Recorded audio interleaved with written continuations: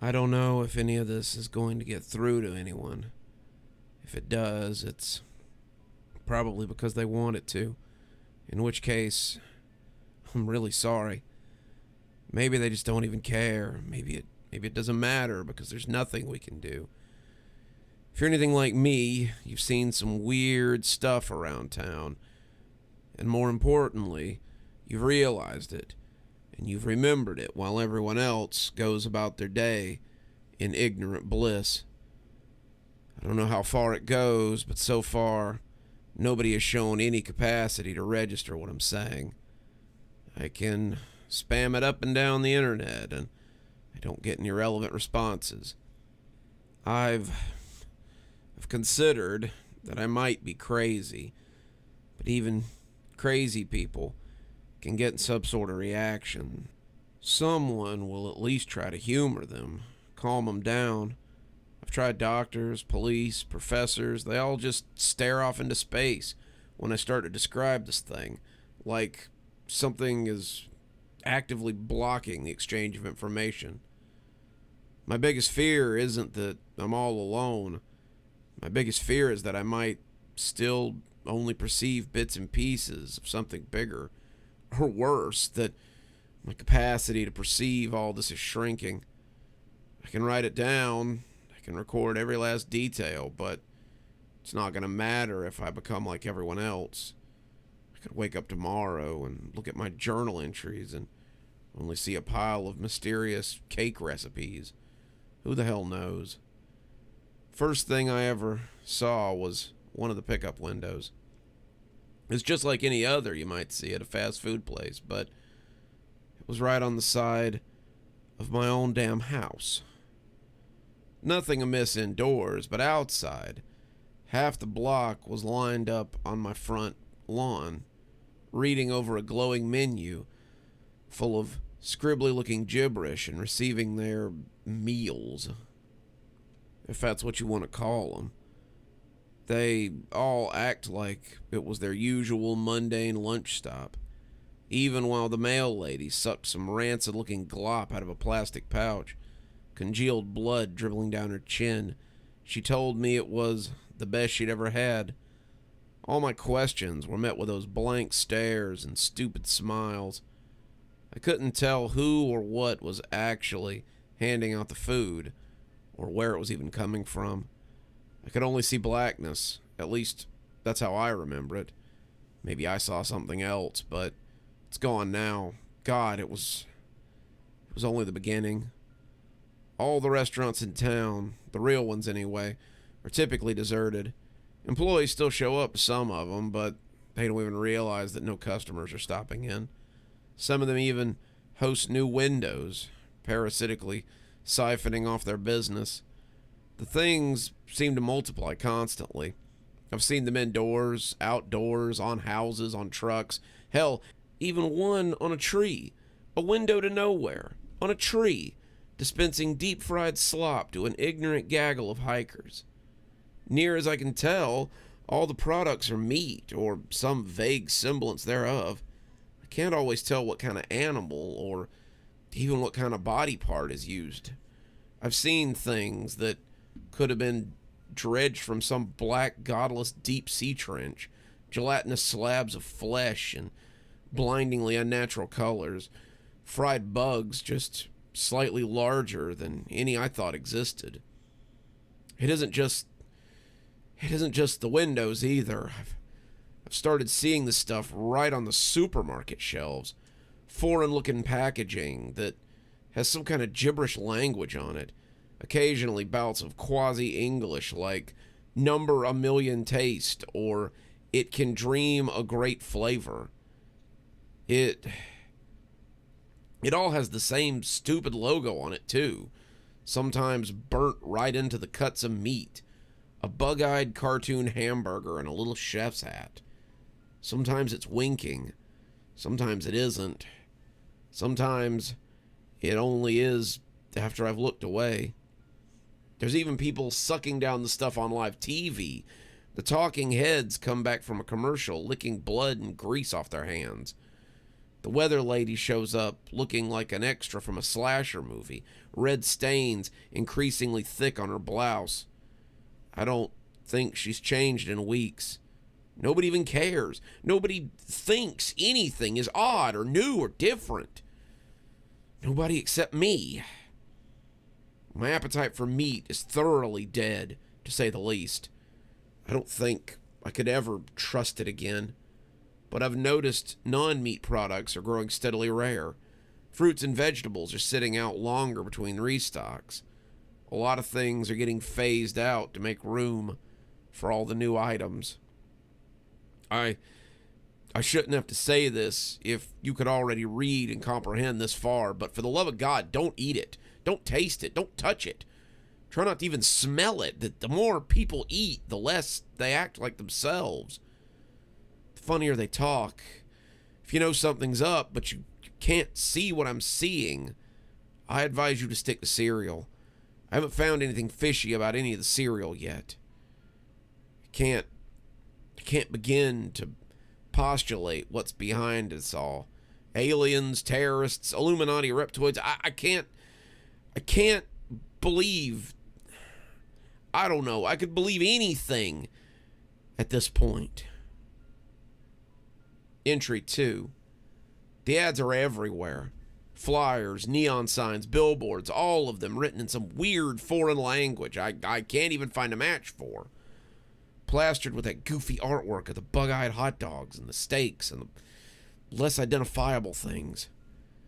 People stop and stare at them compulsively, pupils dilating, with their clouded minds registering God only knows what. A lot of people say the same exact things in the same exact tone and rhyme every single time. That sounds good enough to eat. I hear it hundreds of times a day when I risk going out. Then they'll head straight to one of those impossible windows, the infected supermarket, the rapidly multiplying vending machines, or one of those green doors. Those awful green doors. I don't know if they're actually new or I'm just newly capable of seeing them. The first one I noticed had grown, for lack of a better word, on the back wall of my local ShopRite. An ugly, faded seafoam affair. Smeared windows like a burger logo. Chrome handles flecked with rust. Same as all the others I've seen since. People were coming and going at a steady pace, but even when I staked it out for a good 6 hours, I never saw the same patrons come back out again. I guess that should have been a big warning sign, but I couldn't take it. I had to know. It didn't lead into the store, of course. I knew it wouldn't. As soon as I stepped inside, I was assaulted by the sounds of eating, feasting, wet, breathy chewing sounds, drowning out everything else, tugging at my gag reflex. There were bars, tables, booths scattered in disorganized patterns around rows and rows of buffets. Many seats were occupied, but the bulk of the customers were eating on foot, wolfing it down right out of the bars as they went along. I knew none of them could comprehend what they were really doing, where they really were. The decor was almost, but not quite, in the style of a retro 50s diner, maybe with a dash of Dr. Seuss. A lot of furniture looked chunky, soft, plastic, like they were designed for children, though I can't imagine any child with such depressing tastes. Booths were lined with putrid off-green cushions. Tables were a hideous yellow tan with chipped chrome trimming. Floors were pale blue tiles, like a public restroom, many pieces missing or disheveled. The walls were more of that tacky chrome, interrupted by fake wood paneling, giving way to plastic windows from about waist height to the ceiling. Yes, windows, not visible from the outside. I'd stepped through a door in the middle of one plain, solid brick building, but from inside it was glass all around. They were so thick with grime that I could barely see through them, but I could tell it wasn't the correct view from beyond the ShopRite. It looked more like some murky storybook vista, simple blocky houses on rolling green hills. Despite the steady stream of people coming in through the doors, I couldn't see a single sign of movement or life out there. I began to wonder if I might look suspicious, just standing around and gawking, while everyone else was heading straight for the food. Thought I might as well make some effort to blend in. That was mistake number one. Most of the offerings were typical of the stuff coming out of the takeout windows or invading the grocery store shelves, a heap of raw red steaks set on a bed of black clotted blood, oversized pasty white drumsticks dribbling cold yellow juices, a long trough of chunky pinkish slop jiggled like pudding as people scooped it onto their trays or just pushed it straight into their grease-caked faces. I think I pulled my shirt up over my nose around that point. I thought I recognized a lot of exotic fare, frog's legs, chicken feet, beef tips, but I couldn't quite be certain. I wasn't sure if chicken had that many toes or any frog I knew grew exactly that large. There was a tray of what I thought were fat segmented seed pods, till one of them abruptly curled and unfurled twice like a beckoning finger. Made my skin crawl. There were tongues, there were brains, there was something like clear yellow spaghetti and a pasty brown sauce. At least that's what I'm going to keep telling myself it was. There were fish fins and goat eyes and even bones, just steaming hot, perfectly bare white bones. I could barely take the sight of everyone eating. Mrs. Faber, a grim and crotchety old bag from down the street, was digging like an excited child through a big heap of what looked like horse teeth, sucking off whatever scraps of gum tissue she could find. I felt my stomach shudder. We made eye contact, and for a moment I almost thought I saw a look of horrified clarity, like a fog was lifted from her mind and she was just about to ask me what in God's name she was doing. Instead, her eyes glazed over and she smiled, that chillingly idiotic smile. "Just like Mama used to make," she said in a hokey sing-song tone that she'd never have been caught dead using, popping another gnarled yellow molar into her mouth and sucking noisily. I could taste my own bile by the time I backed away from that godless orgy of culinary depravity. That's when I saw it. The thing I've come to think of as an egghead. It was wobbling around the bars, arms flailing blindly, a chalk-white, naked, sexless human form dominated by a featureless beach ball of a head, a stick figure made of flesh. The alien invasion theory was already sounding better and better. The thing was working its way down one aisle at a time, and didn't look at first like it had any particular goal in mind. It occasionally clutched at someone's hair or clothing, almost as though desperate for attention or even in need of help, but nobody so much as blinked in its direction. I assumed I could get away with ignoring it like everyone else until it finally hobbled its way down the opposite aisle and crossed my direct line of sight. It froze there, the blank, smooth egg face turning directly towards me. I don't remember the sprint home, but I do remember it was the dead of night when I exploded out of that ugly, greasy green door, Couldn't have been later than noon when I first went in, and I couldn't have been ogling the horrors therein for more than 40 minutes, from my perspective at least. I don't know if anything followed me, but I barricaded myself in my bedroom that night, just to be safe. The doors and the windows are everywhere. If you can read this, only go out when you must. And don't go anywhere new. It might be newer than you think. Entry 3. They used to be people. The eggheads. I've seen it a lot in the week since the buffet. Not everyone shows the signs, but some people, the ones who got hooked the hardest on that sick foreign meat slop, only seem to gain weight from the neck up.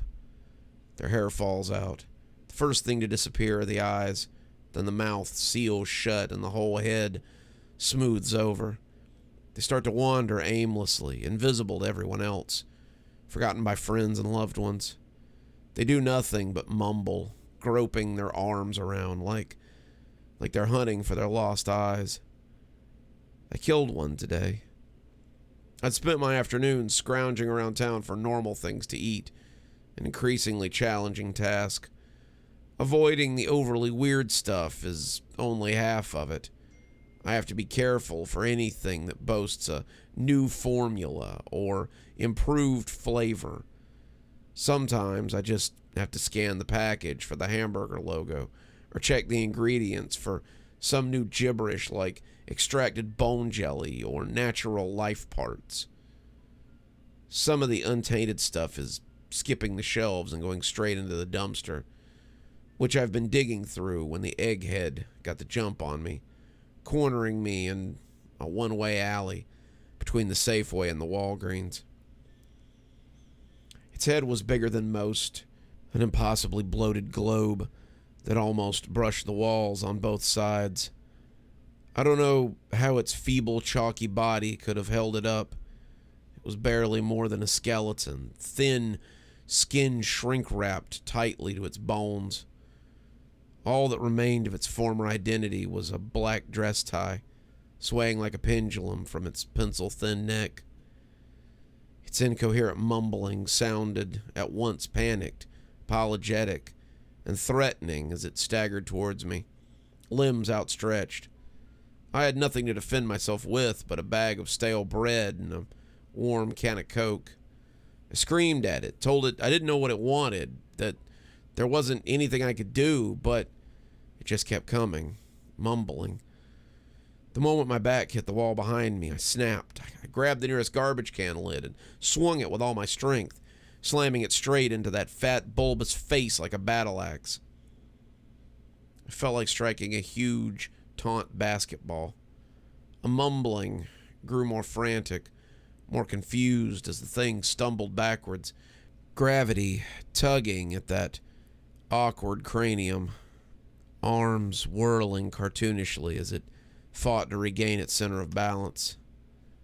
It was like some bent slapstick routine, like somebody struggling not to drop a wedding cake. I charged, screaming like a banshee as I struck it again, and the thing finally toppled, slowly, like it was filled with air. As it hit the ground, that massive noggin exploded like a swollen tick. With a wet splash, pinkish gore and hunks of rubbery white flesh gushed out of the alley and onto the street.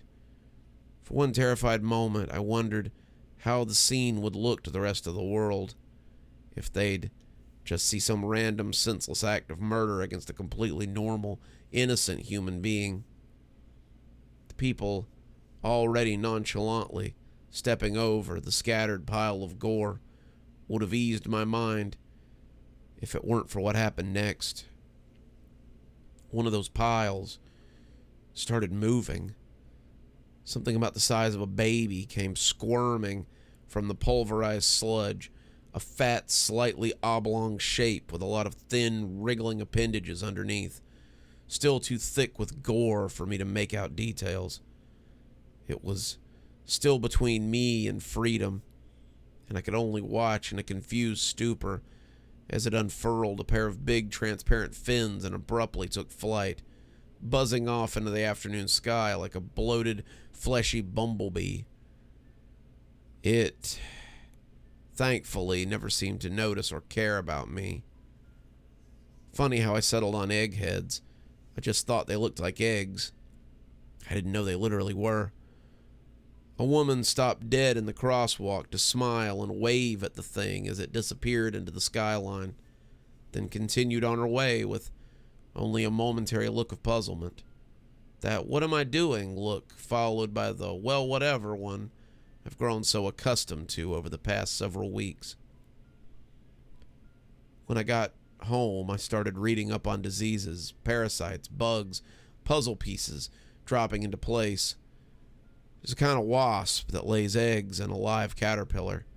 When the larvae hatch, they modify the host's entire metabolism to suit their needs. Caterpillars eat more, they grow bigger, only to provide the developing wasps with more sustenance. This kind of stuff is everywhere in nature. There are microbes that make mice suicidally attracted to cats. There are flies that grow inside the heads of ants who keep on moving even after their brains are eaten. It all makes so much sense. Maybe they're from space. Maybe they're from hell. Maybe they were always here, topping one species, one civilization after another. Who knows? They feed us so we can feed them, so they have a nice warm body to keep them safe and nourished until they don't need us anymore. We're just a herd of cattle, oblivious to our position in life as we're fattened up and slaughtered by something that looms just above our understanding of the natural order. I don't know why I can see them, why I can see what they're feeding us. I'm like a cow who grasps exactly what goes on in a slaughterhouse, and I can't think about what a cow would ever hope to accomplish with that knowledge. Your guess is as good as mine. Entry 4. Today I followed one of those flying things. They eventually break out of the eggheads on their own after taking 30 minutes or so to wipe the gore off their slimy bodies with their squiggly legs before they take to the air. They're never shown any suggestion or any acknowledgement that I exist. They just flutter away like they've got somewhere to be. Apparently they do. It was in a Walmart parking lot that I witnessed another hatching. The egghead was stumbling between cars, clawing at its own face, reaching feebly out to passersby like it still thought it could be saved. It hadn't even hit the ground before its featureless face started to crack audibly, a pink glob dribbling out like raw yolk. It collapsed against a minivan and slumped limply on the pavement. As a big hunk of its scalp popped off with a wet, solid crunch, the thing inside was throbbing, swelling like a pufferfish, trying to push open what was once a human skull. It throbbed and squirmed its way out of the ruptured cranium, looking like nothing so much as a wet, rubbery horsefly made of chewing gum, or an inverted brain with a membranous wing. Its branching limbs writhed like night crawlers, barely supporting its bloated, rugose body. The wings trembled almost cautiously at first before it took its first blind leap into the air and smacked onto the ground. There was a dud. It took another shot at flying, awkwardly bobbing for a few feet before it dropped like a rock with another pitiful wet smack. I laughed. When invincible monsters are devouring the human race and nobody cares, you tend to take whatever entertainment you can get. It took off again in the same direction, landing itself on the hood of a Jeep. The little guy was determined. I'd give him that. That's when it dawned on me. The opportunity I'd stumbled on. They'd always disappeared into the sky before I could even get a sense of their direction, but I could easily tail this one on foot. I figured worst case scenario, I'd see nothing new and have to take a bus back home. As luck would have it, its destination wasn't far. I came close to giving up, waiting for the damn thing to collect itself every 10 to 15 feet, watching it plummet like a bent paper airplane and flounder like a dying fish for minutes at a time. But not an hour had passed before I learned its little secret. Half a mile from the crumpled remains of the egghead was a porta-john. Between the magic door, garish advertisements, mutant snack foods, and odd stuff I couldn't even begin to get into, I'd never stopped to think about the bright blue portable toilets that seemed unusually common as of late. I never needed one, and with the seemingly perpetual road work guzzling our tax dollars for as long as I've lived here, it's not as if they were at all strange to see. The grimy plastic door quietly swung open as the brain bug floated closer. I feigned disinterest, doing my best to pass by as obliviously as everyone else, but snuck a quick glance into the open honeypot. The brainfly, as I decided to call them, was already careening down a long, dark tunnel, stretching as far as the eye could see, all somehow contained in a single, small, portable shithouse. Nothing unusual these days, I guess. As I made my way back to my car and drove the rest of the way home, only one thought persisted. I had to know. Reality was unraveling around me. Former neighbors were fighting in the streets for rancid mouthfuls of fish guts. Giant hamburgers were lighting up the night sky on neon signs that dwarfed entire buildings. Things were eating people from the inside out. And all I really wanted was answers. Even a hint, any lead that I could find. I didn't suspect there was anything I could do. And any day now I was going to wake up another deluded zombie. Another gluttonous slave to their deep-fried maggots and pickled eyeballs. They could grind me up and serve me at the buffet for all I cared. I just had to know where that damn tunnel went, where the brain-eating bastards were really going. I laid awake that night, my mind racing with images of alien motherships, parallel realities, subterranean cities. Tomorrow I'm going in. Either I die knowing one more piece of the puzzle, or I somehow kick that gooey little thing in the ass. Who's to say they'll even be prepared for an intruder, if they think that we're all being fooled?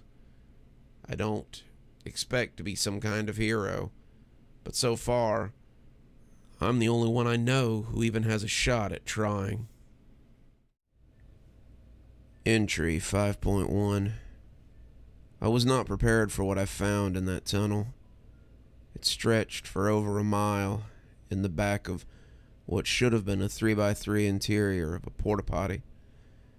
I had been led there by the flying brain, and what I found still succeeds in surprising me.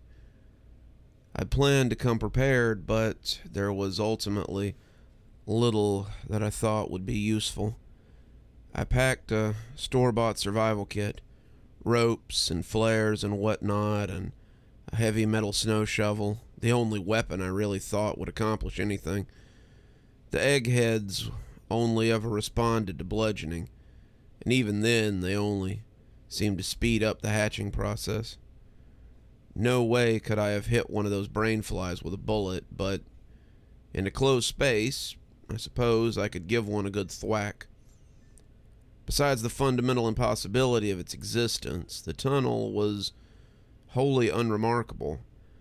A slightly rounded concrete corridor, interrupted only by a squarish, rusty gate.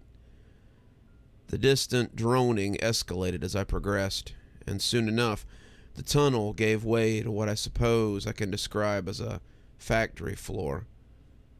I don't know how long I spent just standing there slack-jawed, my brain fumbling over itself to process everything that I was seeing. Think of everything that comes to mind when you hear machinery.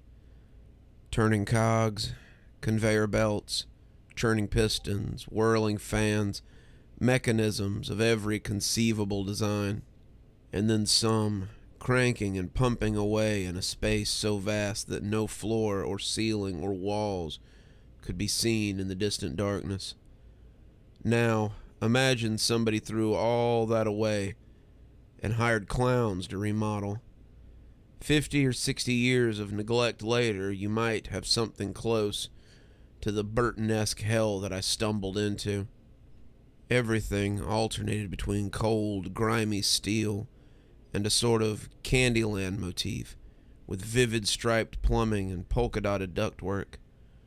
I jumped as a shower of sparks flew from an immense robotic arm overhead, its rusted metal casting and tangled red wiring a stark contrast to its Mickey Mouse glove hand. I found myself retreating a few steps into the tunnel as it reached out, joints groaning from neglect, and pulled a tremendous lever with a shiny pink knob, an action inexplicably punctuated by the sound of a quacking duck. Instantly, a checkerboard-looking conveyor belt squealed to life, issuing forth a procession of what may have been dead pigs, though I couldn't see their heads, or even the ragged stumps where any may have been attached. With a ridiculous slide whistle sound, another huge object rose into view, an angular pink and purple funnel the size of a swimming pool.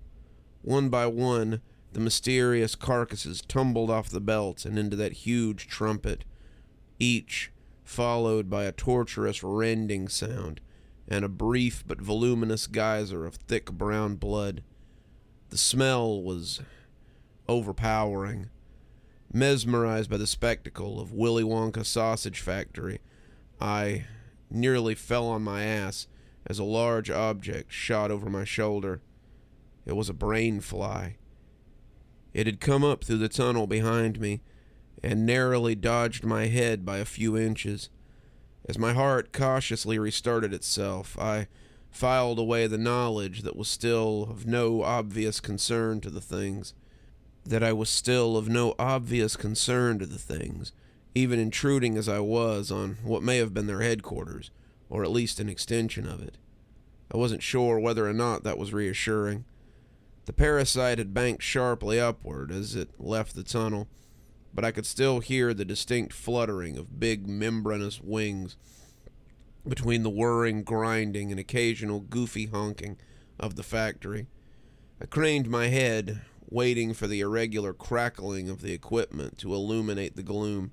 Sure enough, I could see hundreds, thousands of glistening pink shapes passing a good 10 to 15 stories overhead, all in the same direction. I followed. A network of catwalks made navigating relatively easy, and I was usually able to keep sight of the concrete walls I'd emerged from. Tunnel entryways were frequent. Brainflies periodically zipping through to join their brothers and sisters above. Even if I lost my way, I was confident that another tunnel might empty back into the real world, and probably in a populated area. They needed bodies, after all. I shuddered, not at the thought, but how casually the thought had come. I was growing too used to this, uncomfortably comfortable. The Susian slaughterhouse offered no shortage of grotesque spectacles. Rivers of meat slush oozed their way along a metallic chute as wide as a city street, putrescent corpses bobbing sluggishly in the current, and sometimes against it. Towering circular saws loomed like macabre Ferris wheels, chewing their way through slabs of solid, fresh meat that could have been fed to the whole town. What living things could even have that much flesh on them? A steady splattering turned out to be a blender the size of a small house. Literally, just a scaled-up household blender. It even had a giant-sized dial, albeit with only one setting: excite. I supposed you could describe the endless, Truckloads of live white mice poured into it as excited, in a sense. I passed bubbling lakes of entrails, fermented tanks of gasping fish heads, mountains of broken, bloodied bones. An endless procession of meat hooks ferried a bizarre menagerie of carcasses along the tangled railway system, from skinned cattle to things I doubt you have found in any textbook. They were insect-like forms as big as men, tentacled masses dribbling oddly colored ichor, and something I could only describe as a hairy swordfish. Their cargo was so twisted, it was some time before I even noticed what was wrong with the meat hooks themselves. They had no wheels, just clung to their rails by metallic, spider-like legs, tips tapping along with blinding speed. The further I advanced, the louder the wet, slimy flapping of the alien flock became. More and more streams were converging into a single mass migration, their collective wings nearly drowning out the buzzing, grinding, and splattering of the factory. I still wasn't sure what I was looking for, but I knew I was getting closer. Entry 5.2. I had ascended 6 levels from my starting point when I first ran into a non-brainfly form of life.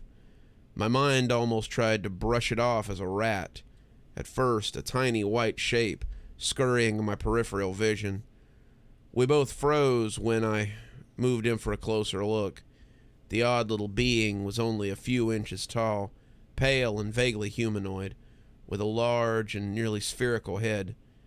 It reminded me strongly of one of the eggheads, but there was little chance this thing had been a human. Where there should have been eyes, there were a pair of gaping, bloody-looking holes, and its mouth was a simple circular hole. In its pale, translucent little hands, it carried a hunk of meat. It didn't look dangerous, but it could have breathed fire for all I knew. I cautiously raised my shovel and took a step back, not wanting to arouse any aggression, and the diminutive little imp jerked into motion.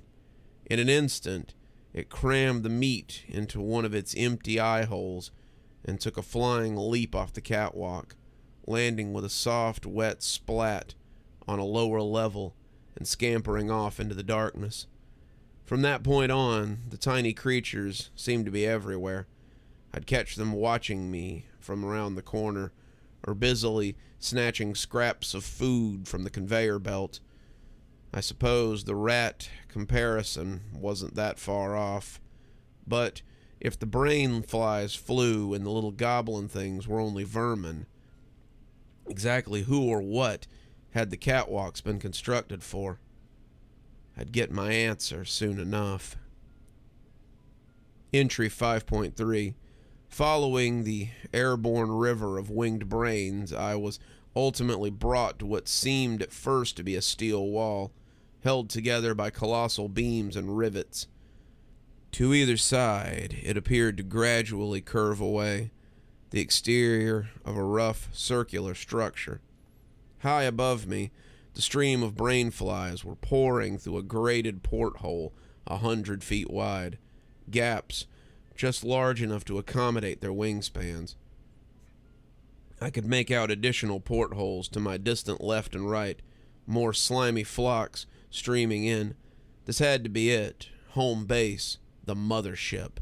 The catwalk continued through a significantly smaller porthole into something like a vast stadium, distant electric lights confirming a circular shape about a mile across. Its floor was solid, polished concrete, while its ceilings were obscured by a torrential storm of living bodies. Dozens of brain flies, streams converging into an open roof of looming concrete tubes in the center of it all. A good 20 stories in height, an eerie green glow poured from the top of the monolithic tower like some doorway to another realm. a wormhole back to whatever obscene universe the things truly called home. A three-dimensional web of suspended pathways encircled it all, intertwining with a network of immense grimy pipes a semi could have driven through. It was all so magnificent, so horrific, I almost didn't realize I was still moving forward, my jaw hanging in dumb fascination, nor did I immediately grasp the significance of a metallic sound from behind me, a sound like a gate being shut. My brain mulled over the thoughts for a few more moments before I wheeled around in a rush of panic. The tunnel was closed off. The soft roar of the brainfly tornado had joined a new sound, not unlike the beating of an alarm bell. Then came the meat.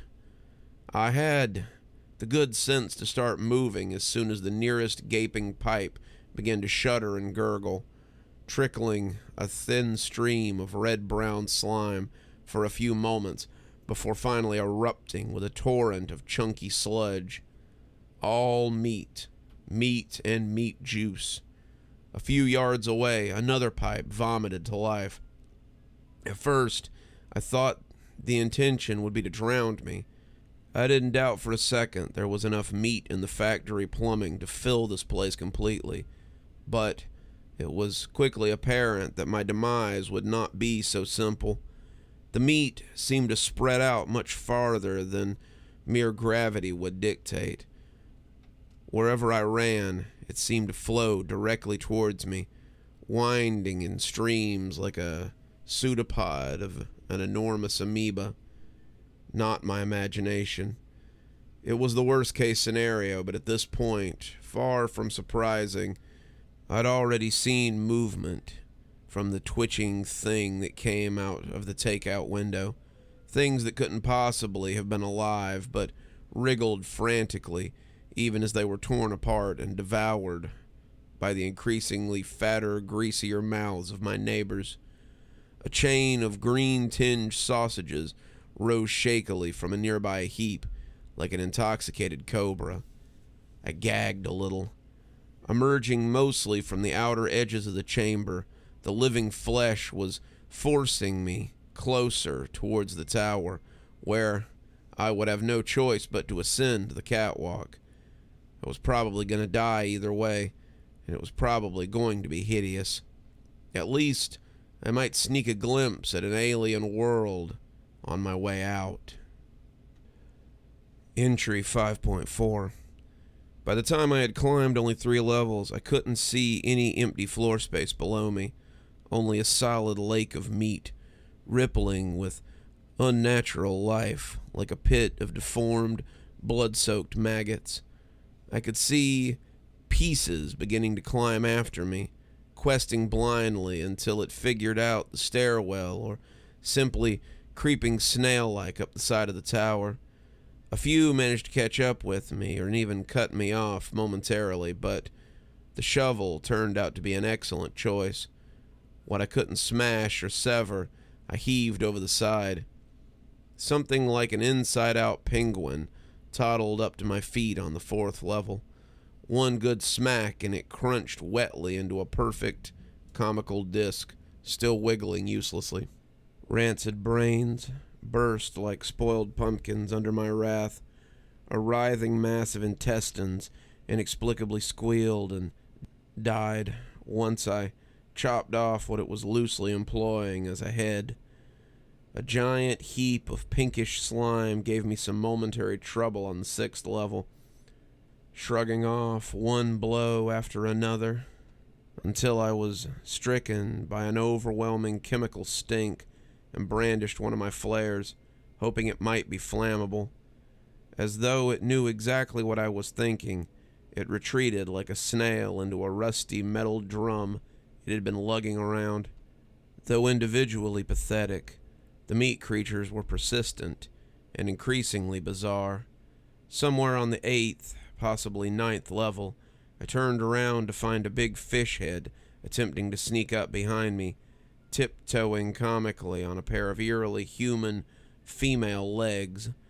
It froze up when I coughed, as though realizing too late that I'd been watching it for 4 or 5 seconds. Some fat white bug, like a woodlouse, tumbled out of the fish's mouth, chittering angrily, and fled on its hind legs before knocking the fish thing over the edge. Huh. Weird. The further I progressed, the weirder the things emerging from the factory plumbing had grown. Things that must have grown and festered far longer in these lightless metal bowels.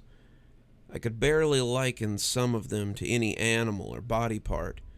Pustuled yellow tubes looped along like inchworms, and tentacled black blobs floundered like stranded fish in pools of their own yellow-green secretions.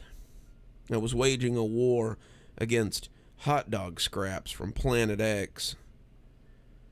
Entry 5.5. I was beginning to get cocky. No matter how horrendous these meat beasts were, they had a very real weakness. I was increasingly confident I could make it home alive, wondering if perhaps they had only put the world under some hypnotic spell because we were simply too powerful, too dangerous for them to defend against. I was beginning to feel like a hero after all, like I was living one of my video games. That self-important high was cut short on the 15th level, when the first real wrench was thrown into my hit things with a shovel strategy. The thing blocking my path was not made of meat. Not on the outside, at least. It appeared to be made entirely of iron, rugged and nearly black.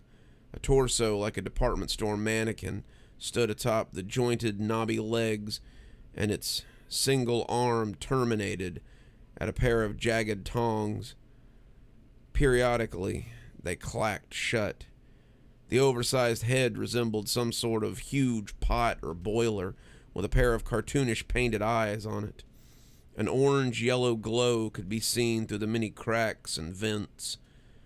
I didn't suspect there was much a shovel could do to this, and it neither backed off or approached.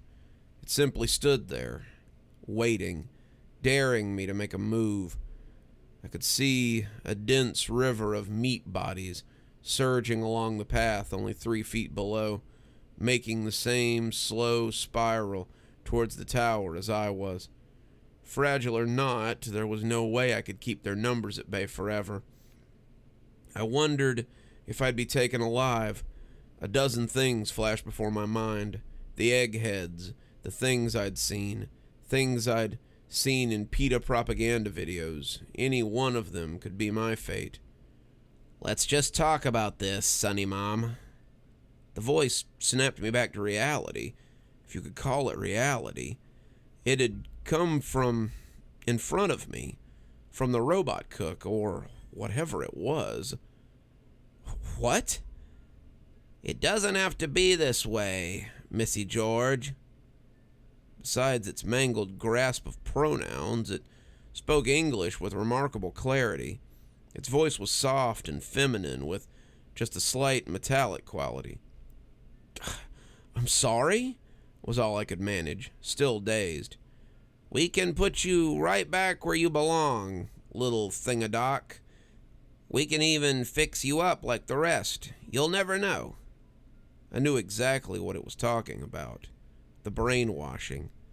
As far as I knew, I was making first contact with a non-human intelligence, and I had a billion questions about what they were going to do to us, where they came from, what else was out there in the universe or multiverse or whatever we might be living in. Only one thing actually came out. "Fuck yourself."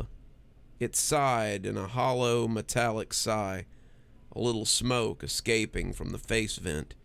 It seemed to sink a little at my response. "If that's how you want it, whatchamawoozle." It rose threateningly on its 3 legs, and I realized that it reminded me of a barbecue grill. In the blink of an eye, its clawed arms shot out and clamped around the handle of my precious shovel. effortlessly tearing it from my grip and dropping it onto the walkway. Shit. It shot out again, and this time it got the back of my neck. It slammed me to the ground, taking apparent care not to choke me just yet, but to merely cause me considerable pain. Its legs clanged noisily as it positioned itself directly over me and planted its metal ass directly on my stomach, pinning me to the ground. Lines of black grease began to roll down the thing's artificial face, sizzling furiously. I screamed weakly through the creature's grasp when a single, tiny droplet met the exposed skin of my arm. It felt like I was being branded. The monster giggled. Tee-hee. It spoke out the laughter like it was reading from a bad script. If its eyes had been real, it would have been looking directly into mine, and if it had lips, I'm sure it would have been smiling. It bent forward, the grease still cascading in a thin curtain, threatening any moment to start raining in hissing streams onto my exposed face. The claw around my neck tightened, finally pinching shut my airway. It was gonna burn my eyes out while it strangled me to death. I let go of the thing's arm to shield my face as best I could, wishing I'd had the foresight to wear heavier grade gloves as I waited for the torrent of boiling grease, the thing's giggling reaching a fever pitch. Hee hee hee hee hee, ha ha ha ho ho ho, huh? It stopped. The grease didn't come. Removing my hands from my eyes, I saw that the monster's head had turned away from me. You! It shrieked. I couldn't tell what it was looking at until it unexpectedly loosened its grip on my neck and lurched to its feet. I could see a small white shape out of the corner of my eye. Oh, gross, gross, gross! It wailed like a child as the rubbery hobgoblin scrambled up its metal body like a boneless gecko lizard. It started to stumble about, trying its best to pick off the teeming pest with a single arm, but they slipped through the claws like jelly. I wasn't sure how long it would be distracted, and I dove for my shovel before teetering painfully to my feet. I could see the smelling legion of meat just one level below. Vile things, vile! They're in my vents! I was almost too fascinated to act. The hobgoblin had pried the lid off that rusty grill head, exposing an oily, blackened little form underneath. It was too tangled and burnt to make out, but I could see various limbs waving frantically to keep the gremlin thing at bay. I raised my shovel, prepared to strike. All at once, the little creatures snapped their heads in my direction and dropped like flies from the metal thing, falling to the path and scattering out of sight. The grill face, too, turned towards me. Thank you. You have no idea what...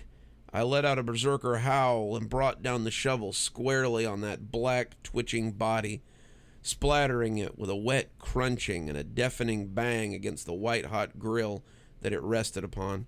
The metal construct stood still and silent for a few agonizing moments before it finally began to pitch backwards, creaking like a rusty door before banging to the ground, dead or asleep or whatever I'd just done to it. I prodded it a few times before cautiously stepping around it and continuing up. Something didn't want me to reach the top, and I felt pretty good about that. Entry 5.6. The rest of my climb was relatively uneventful, broken only by the odd hot dog squid or scuttling pork ribs. I was a full 23 flights up when I found myself at the last rough level, the top of the tower, the walkway branching out in a perfect wall-to-wall spiderweb. Up close, the sight of the brain flies was more awesome and more hideous than I could have imagined. Bathed in that alien light, the roaring funnel of unearthly life was almost too beautiful to have burst its way through a formed human skull. The death toll they represented must have been staggering. That terrible beauty rather harshly clashed with the figure standing a few feet ahead of me on a raised, rectangular platform, back towards me as it overlooked the tower and appeared to fidget with a large control console. I blinked hard, trying to register its strangely familiar shape. It had no apparent head or neck. Its body only a broad, rounded mass, like a squarish barrel. A pair of dark, mushy limbs extended from its sides. A white object bobbed around on its upper surface. I didn't want to accept what I was looking at. It was too much, even now. It was just so stupid. It was a hamburger in a chef's hat, just like the logo. If I could sneak up on it, I could plunge my mighty blade into its big, stupid bread head. There was no way it could hear me coming above the teeming bugs. I took my first step, my first cautious step, and it whirled around. Damn it! For a long time, we just stared at one another, the rancid-looking beast regarding me with bulging, bloodshot eyes the size of soccer balls, oozing and twitching as it looked me up and down. I didn't know what else to do, what was going to finally break the staring contest. I lowered my shovel and raised my hand in greeting. Hello. The moldering sandwich stood there for a few more moments before those slimy eyeballs rolled in their lidless socket, as if I had just said or done something more ridiculous than the thing's existence. I almost began stammering a follow-up statement when one of those slimy appendages suddenly reached for a huge bright red switch on its console and nonchalantly pressed it. It raised one sludgy beef hand and gave a sort of toodaloo finger wave as its entire platform abruptly plummeted through the floor and disappeared from sight. The elevator shaft sealed off behind it, and moments later, the catwalk began to flood with activity. Entry 5.7. From somewhere on the opposite side of the glowing, frying brain tornado came dozens of new shapes. Meat beings were pouring from some unknown new opening, already looking larger and meaner than any of those oozing rejects I'd been mowing down. I didn't suppose my little gremlin friends were waiting nearby with flamethrowers either. The first thing to reach me was a squiggly, bear-sized yellow mass of soft, tangible limbs rolling along at a seemingly abnormal speed. It looked almost like an octopus until a long neck snaked out from the warty folds, snapping at me like an orange beak. A giant, boneless chicken. Why was this my life now? With a surge of contemptuous bloodlust, I hacked mercilessly into the abominable thing long after it had ceased moving, only for something else to whistle just over my head. I spun around in the shredded remnants of the octobird, coming face to face with a featureless doll crotch and a pair of skinny legs, 6 feet high and fused at the hips. I staggered back, foolishly slipping in the scattered chicken guts, and landed flat on my back.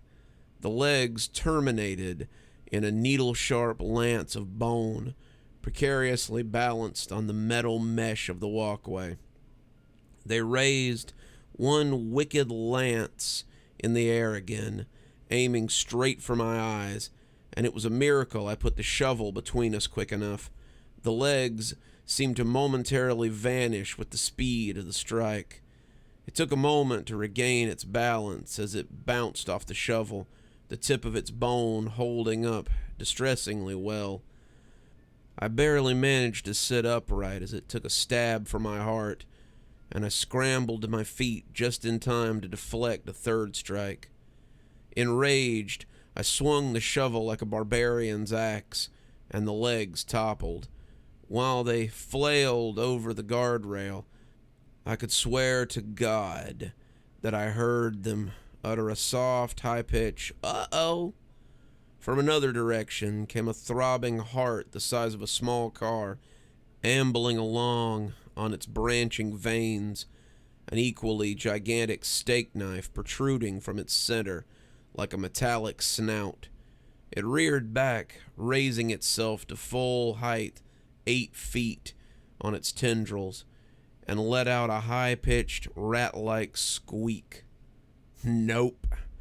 I attempted to flee down another branch of the metal web, but my course was soon interrupted by a clattering, scarecrow-like assemblage of bone shards and flimsy sinew, chattering its many fractured dog-like skulls as it swung a large, saw-toothed jawbone at my stomach. I struck back with my own weapon, its skull splintering even further beyond recognition. My adrenaline was surging, as single-minded as the gore-faced hordes themselves. I demolished one twisted child of Satan's deli after another. I toppled shuffling golems of pork scraps, wailing ghouls of dripping lard, a serpentine mass of fused chicken feet, and even that giant squeaking heart, its arteries dousing me with a geyser of hot blood as it throbbed its last. I was almost disappointed by how easy it had all been. I shouldn't have been. As I stood up in a puddle of mashed viscera, blood, and who knew what else streaming off my face, I heard a mysterious clang echo through the vast space and felt the walkway shudder under my feet. I was followed by another clang. The shaking intensified. Clang! It reminded me rather uncomfortably of the huge, heavy footsteps on the grated floor. 2 guesses what it was. Come on, I dare ya. Entry 5-8. As the stomping grew louder, an even larger figure emerged from the other side of the flying brain tornado, a shape looming 15 feet tall in the dim, flickering green light, like the pressure cooker before it or whatever it was. It had a largely metallic appearance, though at the same time strangely organic. Its spindly, nearly skeletal body didn't seem like it should be heavy enough to rattle the floor so violently, its long, bony feet terminating in thin, sword-like talons. Most of its weight was likely concentrated in its head, immediately recognizable as the shape of a sausage grinder, slowly wavering with each laborious step. A pair of slimy eyeballs, like Burger Man's, stared down at me from the sides of the huge contraption, and where there should have been a handle, there was only a black skeletal arm, ending in another of those white cartoonish gloves. Its worst characteristic by far was the way it breathed, a hollow metallic wheeze of increasing speed and intensity, a panting of some starving dog who just caught a whiff of fresh roadkill. It stepped effortlessly from one catwalk to the other, like a spider scrambling in slow motion along the strands of its web. As it drew closer, something unimaginably worse began to happen. The meat, all the meat I had just slaughtered for at least its second time, was beginning to move once again. At once, the mutated horrors around me began to writhe, stumbled, and drug themselves towards the grinder, whose single arm shot out the moment one groping, rolling pile of giblets came within its impressive reach. It lifted the shiny, sticky mass into its filth-caked funnel on top of the grinding head and dropped it straight in. It continued to stomp its way in my general direction, scooping up more monsters and dumping them into its upper orifice until they were nearly spilling out over the side, a churning bathtub full of flesh and innards. The thing was slow, but as I ran from one end of the spiderweb to the next, I found every possible exit sealed tight, and by now, the meat rising from below had almost reached my level. There was no way out. There was nothing to fight. I could only keep running. I turned to look back at the grinder being, still ponderously and relentlessly pursuing me in a straight line as I was forced to zigzag. It snatched up the last staggering monster, some sort of spider-legged white-pod thing that resembled nothing I really recognized, and dumped it in with the rest. Without slowing down, the monster clenched its own blood-soaked glove and began spinning its entire arm in its socket, around and around and around with a ratchet-like noise, the collected mutants churning and twisting as they were sucked deeper into the grinder. I turned to continue running, but made it only a few more yards before a sickening, flatulent sputtering sound echoed through the chamber. Something thick, warm, and wet slammed into my back. The catwalk dropped away as I was swung through the air and brought to face the grinder man's unblinking gaze.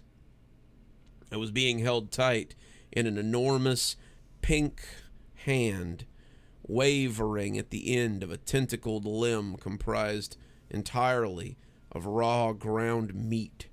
It had formed the limb from every waking nightmare I'd spent the last of my energy putting down, and flung it like a lizard tongue to pinpoint accuracy, instantly subduing me from a good 20 meters away.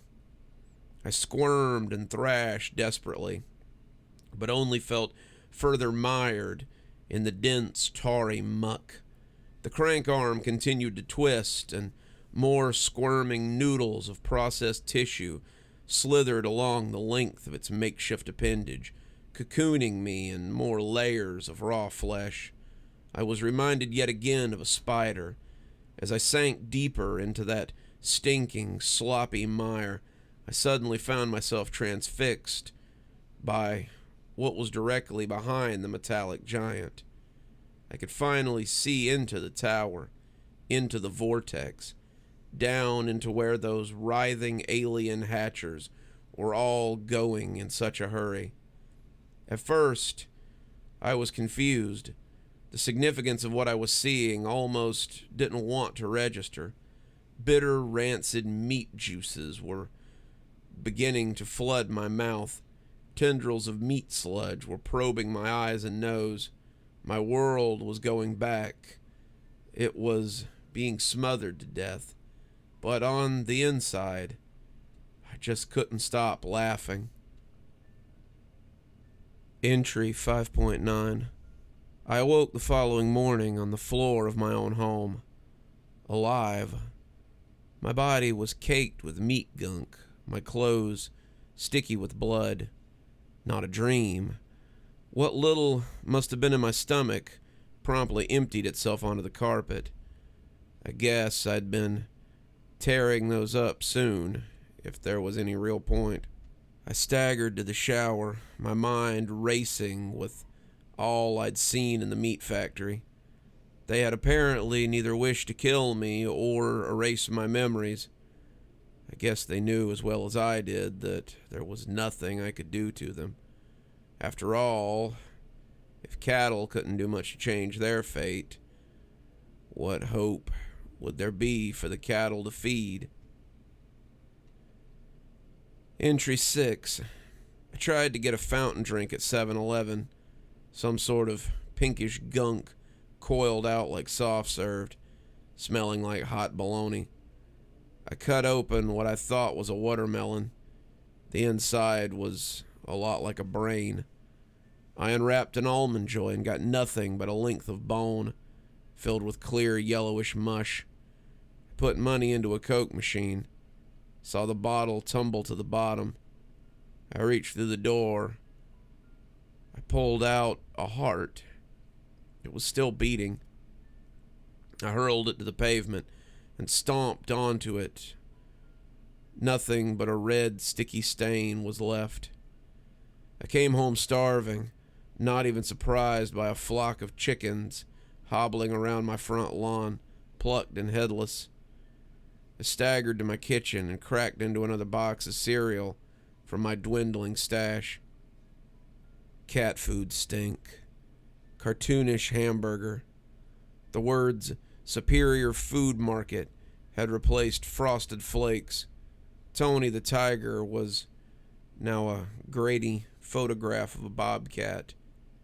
A box of Lucky Charms now said added tissue rind above a crappy JPEG stock image of a nobody leprechaun. Cheerios had become organism parts added fluids. The rest of the box was dominated by a close-up of a clammy gray intestine. I rummaged through the whole supply in a day. Red blood materials, marvelous food nuggets. None of this was there when I had bought it. I didn't bring home anything with a single letter out of whack. The last box used to be Cocoa Puffs, my favorite. Fred Flintstone still looked like he should. Just far too real. I could see every pore on his lifelike fleshy nose. This was now apparently a box of flavored meat substance. Whatever. What the fuck ever. I ate it. And it was delicious. So was the mysterious can of your flavored meat paste waiting for me on my coffee table. So was the cup of what looked and smelled like liquid bacon straight from my tap. The black thing in the refrigerator was as sweet as maple ham, even if it looked like the bastard child of a caterpillar and a starfish. The best thing by far was the steak. The huge, red, juicy steak ready for me on the front seat of my car. It wasn't even the flavor that made it good. It was the screaming. Ugh, not again, screamed Ricky after opening the much-anticipated email. He cursed as he picked up the expensive mouse and threw it against the wall, slamming his fist down on the top-of-the-line gaming keyboard and shattering it. Ricky continued to stare at the message, the words mocking him from his computer screen. The message was topped with a large header and white font that stood in contrast to the black background. Right there, the two hated words said, "Story deletion." Ricky was too familiar with those words. In fact, he would have been able to recite the entire message from memory by now. Story deletion. Your story has been deleted because it doesn't meet the quality standards. If you feel that it did meet the standards, please state your case on deletion appeals. Make sure you follow the instructions to the letter, or your appeal process will be automatically denied. Do not attempt to re-upload your story. If you upload it again, you will receive a 1-day ban from editing, as per the rules. Ricky loves scary stories. He came from a culture rich in the history of the supernatural and the macabre. The only thing he loved more than scary stories was writing scary stories. Sadly, that was the problem. How did he put it? Well, the truth of the matter was that our friend Ricky, for lack of a better word, was a bad writer.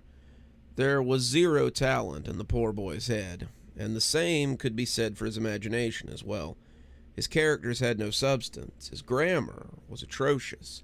His plot development was non-existent, and his word choices, well, they were infantile. In fact, you could go so far as to say that you've probably seen pigeon droppings with more interesting narrative consistency than Ricky's stories. But I digress. What is truly sad about this whole ordeal was that Ricky truly believed his stories were good. Not just good, in fact. He thought they were great. The dark and sinister entries that inhabited the world he created were far superior to anything seen in movies or found on the internet. Or so he believed. His dark tales were capable of tapping into the primordial pool of terror buried deep in everyone's subconscious mind. That's what he expected his readers to find from one of his works. Whereas you and I would see it for what it was, a juvenile, uninspiring piece of crap. Some had even gone so far as to say that his stories are so bad, looking at the words for too long could give you pink eye.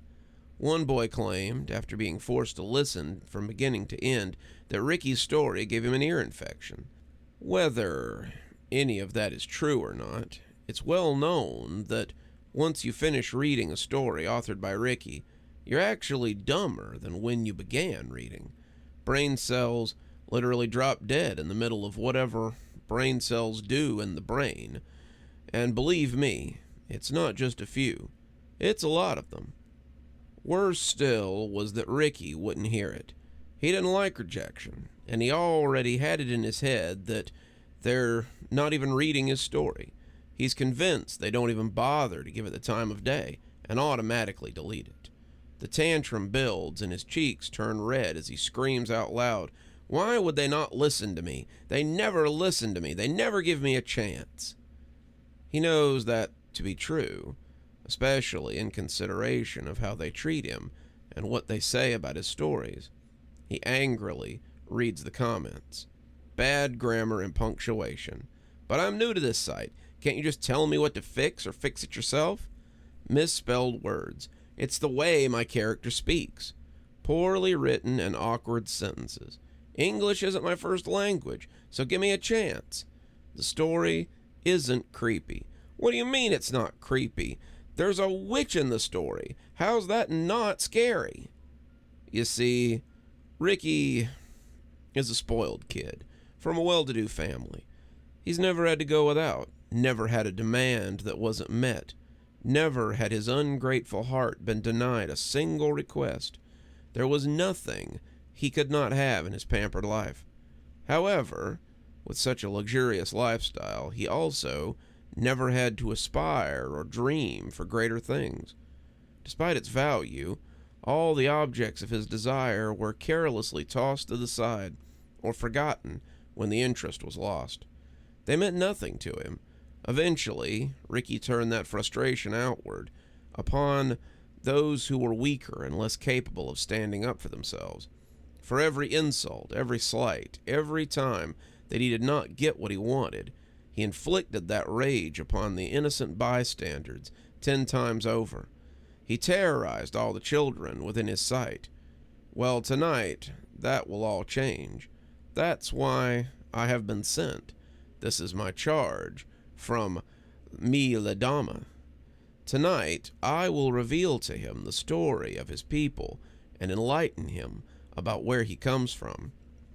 I bring knowledge under cover of night and carry revelations on the tip of my tongue. With his last breath, he will learn the final lesson. Thou shalt not suffer the cries of a spoiled child. So when the boy laid his head upon his pillow and closed his eyes to sleep, he would be unaware of the small leather pouch tucked ever so carefully beneath him. It will call out to her. It will summon her, and she will come. She will drink, even though her thirst for revenge can never be slaked. She will feed her hate, though her hunger can never be satisfied. To understand the events soon to pass, you must look to the past. Know this, the more days that go by, the more things stay the same. Long ago, the people of Mexico suffered from the deeds of corrupt men and endured the cruelty of the true rulers of the land, the cartel. While savagery and brutality swept across the plains and darkened the skies like a cloud of locusts, a small village near the city of Catemaco, Mexico, prospered. It remained a tranquil safe haven untouched by evil men. In those days, the villagers were weak and vulnerable. They could not defend themselves against the powerful and corrupt men infected with sickness of greed. Government and town officials lined their pockets with the sweat and blood of the poor. No justice or protection ever came for the people. Farmers' crops were plundered and destroyed. Workers were kept in constant poverty. Their sons would be taken against their will by the banditos to replenish their numbers. Alas, it was the daughters of Mexico who suffered the most. Many mothers and fathers could only mourn before a single lit candle, for there was no body to bury for the funeral. They would live their lives never knowing what became of their beloved children.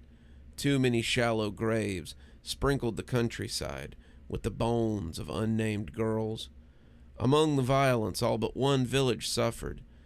Those of questionable character, with darkness in their hearts, would not dare enter the border of this town, for its people were under the protection of a powerful curandero. Her name was known from afar, and her magic was strong. The evil men knew this to be true, and they would not risk her wrath upon them. This ate away at their egos, and soon they began to conspire amongst themselves. In secret and darkened rooms, they plotted how to rid themselves of the meddlesome woman. Early one morning, the curandera woke to the sound of children's cries. It was not a cry of terror, but a cry of pain. She ran out of her small house to see a boy sitting on the dirt path that ran alongside her home. Next to him was an old bike. Hitched to the rear wheel was a weathered cart carrying a large wooden box. He sat crying on the ground, clutching both his arm and his leg. Even from a distance she could see the two painful welts upon the boy's skin. The curandero knew precisely what had happened, and took a glass jar of salve from her shelf. She went out to the boy and warmly asked, "What's the matter, little boy?" No answer came from the boy. A little infuriated, she asked again, "Did something sting you? Was it an ant or a wasp?" Again the boy said nothing. The curandera was becoming annoyed. She looked carefully at the boy who sat silently before her. From the clothes he wore, she knew that he was a rich man's son, most likely a child of an elected official or a member of the town elite. She gently applied the medicine to the two painful stings. The skin was hot and bright red, surrounding the lump the size of a grape. When she finished, the boy simply turned and jumped on his bike and pedaled away without a word. This angered the curandera, and she made a mental note. In the very near future, someone would need to teach this boy some manners and the importance of respecting his elders. Shortly thereafter, the curandera went about her day and forgot about the rude little boy. That night, after she had laid her head down to sleep, she awoke to a loud bang. The door had been broken down by several large men. They bound her hands and gagged her mouth to prevent any chance that she might utter a hex upon them. They took her wand, made from sacred wood, and snapped it in two. They removed her medicine bag from around her neck, leaving the poor woman completely defenseless. The men dragged her before the town's clergy, who were the most corrupt of them all. Denying any opportunity to defend herself, the curandero was accused of witchcraft and blamed for this year's drought and poor harvest. They said she was in league with the devil and proclaimed her to be a bruja. They sentenced her to death, the onlookers cheering upon hearing the verdict. She looked across the crowd and mourned for what she saw. The faces that she had known for so long, those faces who came to her when they were sick or needed healing, were gone. In their place were a hateful and dark-filled eye, filled with the bloodlust of an angry mob. She stood on the platform next to a short, thin coffin that stood upright. The crowd shouted and jeered as they grew impatient. She closed her eyes and tried to center herself amongst the shouts and sweats and insults. The curandera began to pray. She prayed the Holy Mother would deliver her. She begged and pleaded to her for protection. She pleaded with all her might. She begged the Holy Mother with desperation, proclaiming her good deeds done and her righteous life she had lived. Only silence greeted her, though. The crowd suddenly grew quiet, and the Corondra opened her eyes. She saw the crowd separate in the middle and make a path for a little boy. The familiar child rode an old bike and pulled a cart with a box. He dismounted the bike and walked over to the rear, opened the box, and sat upon the cart as he carefully removed a large burlap sack. He held the bag at arm's length and quickly brought it out, showing the contents to the clergyman. As the man of God took hold of the sack, the boy looked up at the woman, smiled, and disappeared into the sea of bodies. Still bound, she was marched relentlessly to the edge of town. All the way she was beaten and humiliated by the people who followed along.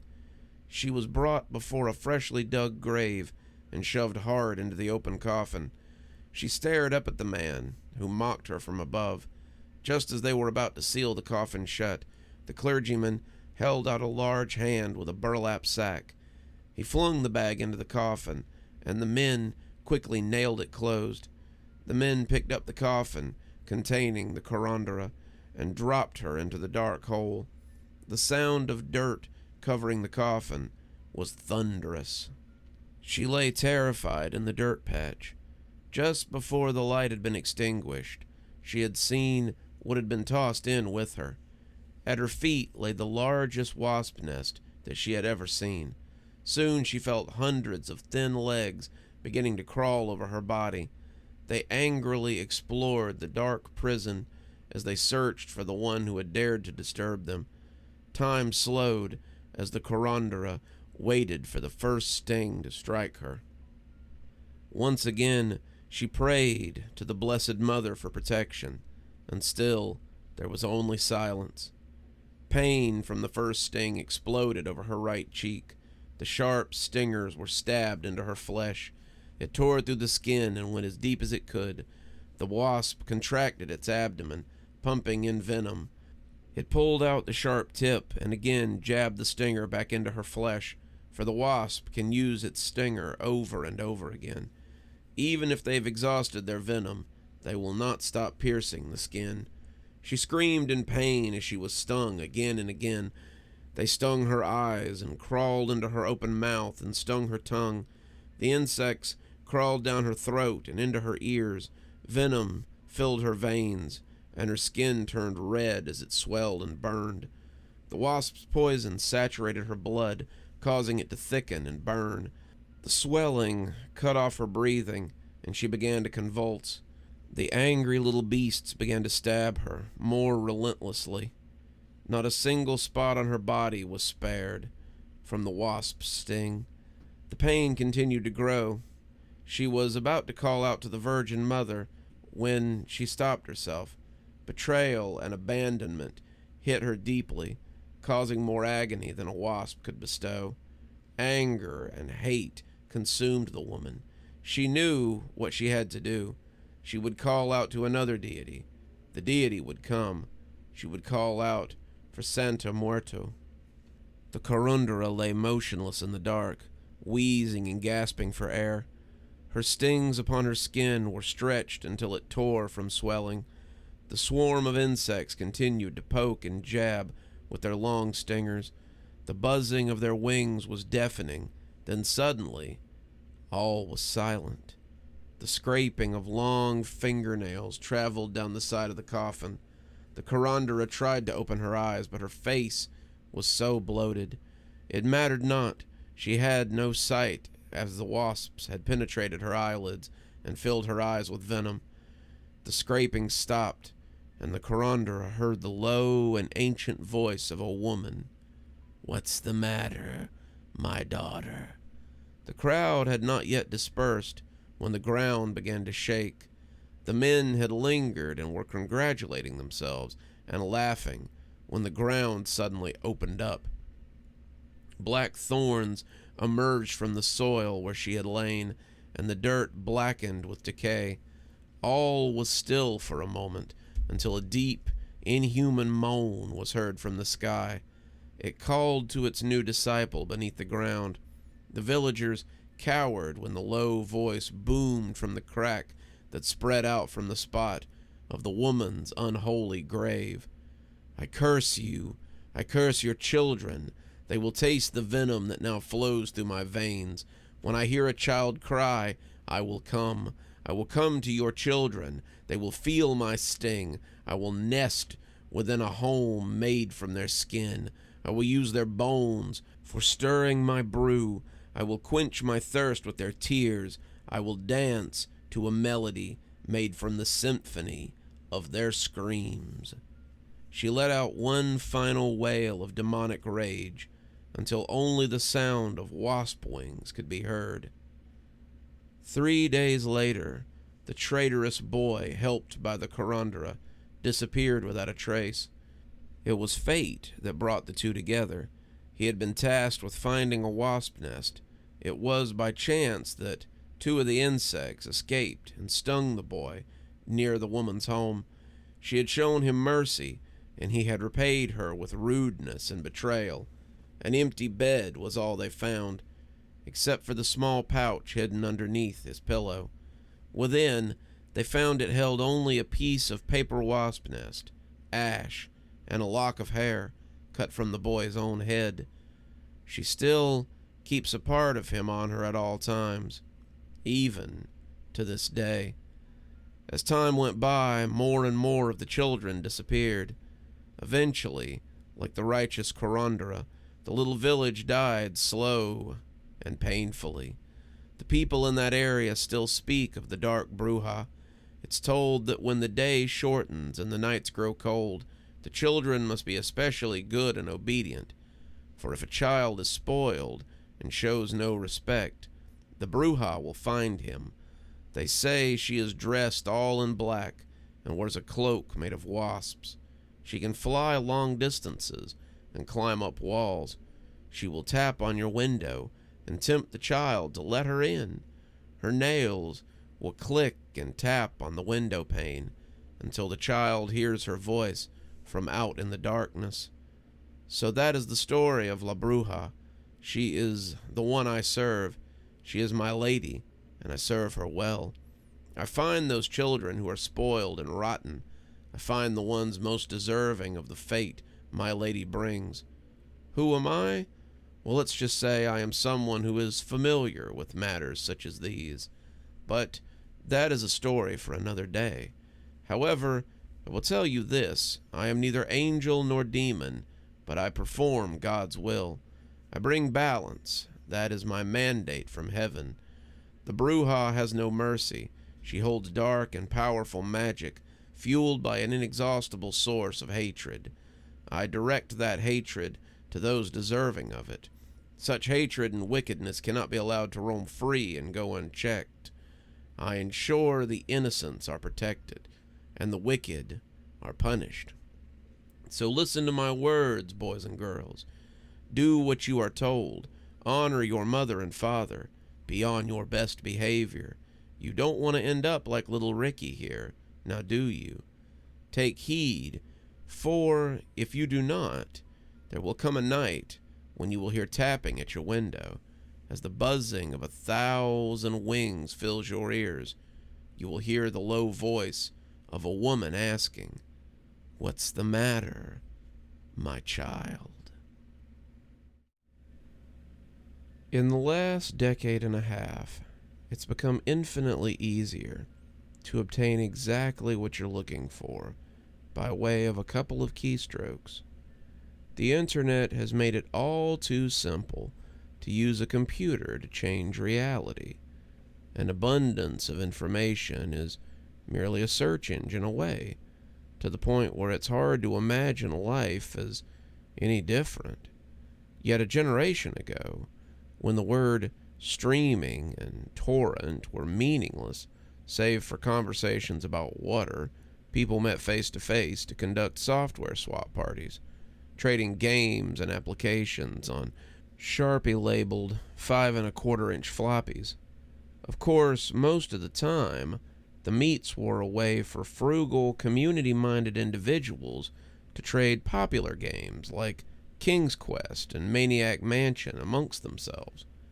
However, a few early programming talents designed their own computer games to share amongst their circle of acquaintances, who in turn would pass them on, until, if fun and well-designed enough, an independently developed game had its place in the collection of aficionados across the country. Think of it as the 80s equivalent of a viral video. Pale Luna, on the other hand, was never circulated outside the San Francisco Bay Area. All known copies have been long disposed of. All computers that have ever run the game now lay as detritus, buried under layers of filth and polystyrene. This fact is attributed to a number of rather abstruse design choices made in the programming. Pale Luna was a text adventure in the vein of Zork or The Lurking Horror, at a time when said genre was swiftly going out of fashion. Upon booting up the program, the player was presented with an almost completely blank screen. Except for the text, you're in a dark room. Moonlight shines through the window. There's gold in the corner, along with a shovel and a rope. There's a door to the east. Command. So began the game that one writer for a long out-of-print fanzine described as enigmatic, nonsensical, and completely unplayable, as the only command that the game would accept were pick up the gold, pick up the shovel, pick up the rope, open the door, and go east. The player was soon presented with the following: reap your reward. Pale Luna smiles at you. You're in a forest. There are paths to the north, west, and east. Command. What quickly infuriated the few who played the game was the confusion and buggy nature of the second screen onward. Only one of the direction decisions would be the correct one. For example, on this occasion, a command to go in a direction other than north would lead to the system freezing, requiring the operator to hard reboot the entire computer. Furthermore, any subsequent screens seem to merely repeat the above text, with the only difference being the directions available. Worse still, the standard text adventure commands appeared to be useless. The only acceptable non-movement related prompts were use gold, which caused the game to display the message not here, use the shovel, which brought up not here, or use the rope, which prompted the text, you've already used that. Most who played the game progressed a couple of screens into it before becoming fed up and having to constantly reboot their device and tossing the disc away in disgust, writing off the experience as a shoddy programming farce. However, there is one thing about the world of computers that remains true. No matter the era, some people who use them have too much time on their hands. A young man by the name of Michael Nevins decided to see if there was more to Pale Luna than met the eye. 5 hours and 33 screens worth of trial and error and unplugging computer cords later, he finally managed to make the game display different texts. The text in the new area read, Pale Luna smiles wide. There are no paths. Pale Luna smiles wide. The ground is soft. Pale Luna smiles wide. Here, command. It was another hour still before Nevins stumbled across the proper combination of phrases to make the game progress any further. Dig hole, drop gold, then fill hole. This caused the screen to display, congratulations, 40.24248, 121 .4434, upon which the game ceased to accept commands, requiring the user to reboot one last time. After some deliberation, Nevins came to the conclusion that the numbers referred to lines of latitude and longitude. The coordinates led to a point in the sprawling forest that dominated the nearby Rawson Volcanic Park. As he possessed much more free time than sense, Nevins vowed to see Pale Luna through to the end.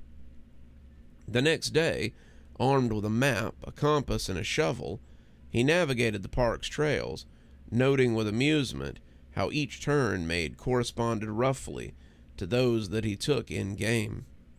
Though he initially regretted bringing the cumbersome digging tools on a mere hunch, the paths' similarities all but confirmed his suspicion that the journey would end with him face to face with an eccentric's buried treasure.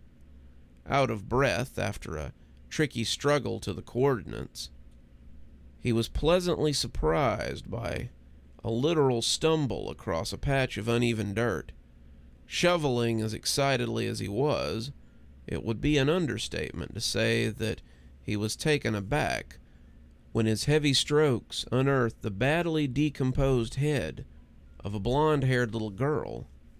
Nevins promptly reported the situation to the authorities. The girl was identified as Karen Paulson, 11, reported as missing to the San Diego Police Department a year and a half prior.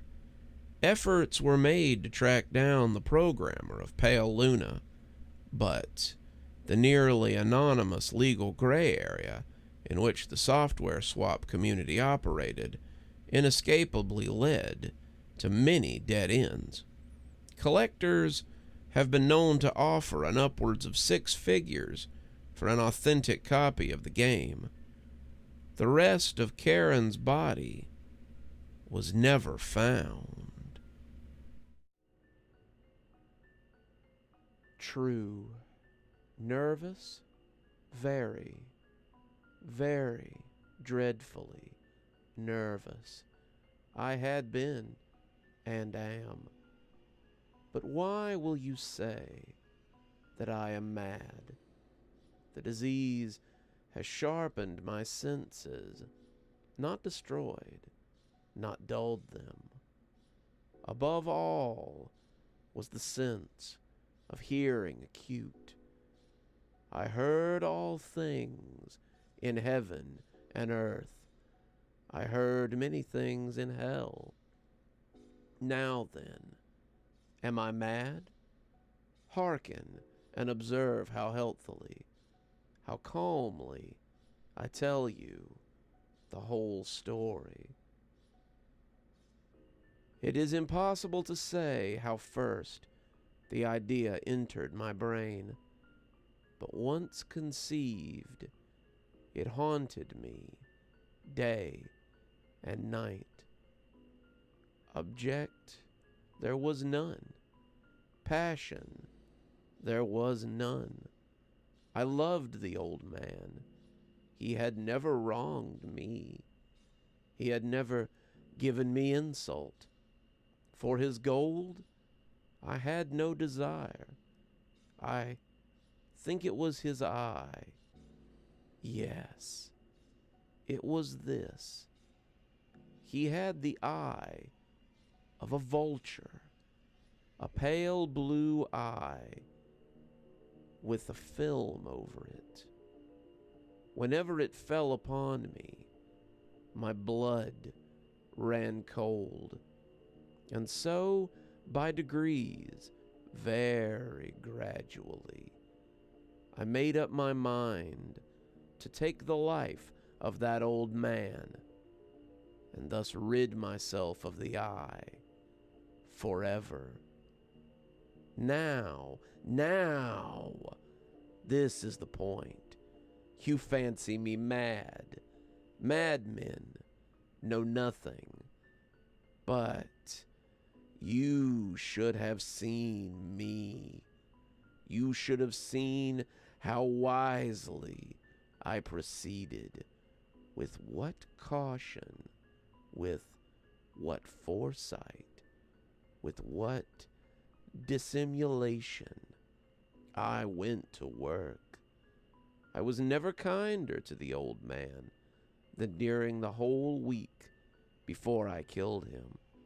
Every night, about midnight, I turned the latch of his door and opened, oh, so gently.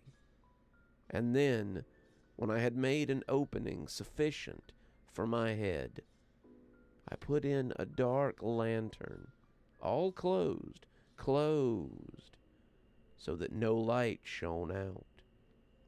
And then I thrust in my head. Oh, you would have laughed to see how cunningly I thrust it in. I moved it slowly, very, very slowly, so that I might not disturb the old man's sleep. It took me an hour to place my whole head within the opening, so far that I could see him as he lay upon his bed. Ha! Would a madman have been so wise as this? And then, when my head was well in the room, I undid the lantern cautiously, ever so cautiously. For the hinges, you see, they creak. I undid it just so much that a single thin ray fell upon that vulture's eye. And this I did for 7 long nights, every night, just at midnight. But I found the eye always closed, and so it was impossible to do the work, for it was not the old man who vexed me, but his evil eye. And every morning, when the day broke, I went boldly into the chamber and spoke courageously to him, calling him by name in a hearty tone, and inquiring how he had passed the night. So you see, he would have been a very profound old man indeed to suspect that every night, just at 12, I looked in upon him while he slept. But upon the 8th night, I was more than usually cautious in opening the door. A watch's minute had moved more quickly than did mine. Never before that night had I felt the extent of my own power, of my sagacity. I could scarcely contain my feelings of triumph. To think that there I was, opening the door, little by little, and he, not even to dream of my secret deeds or thoughts. I fairly chuckled at the idea. Perhaps he heard me, for he moved on the bed suddenly, as if startled. Now, you may think that I drew back, but no. His room was as black as pitch with the thick darkness. So, the shutters were closed, fastened, through fear of robbers.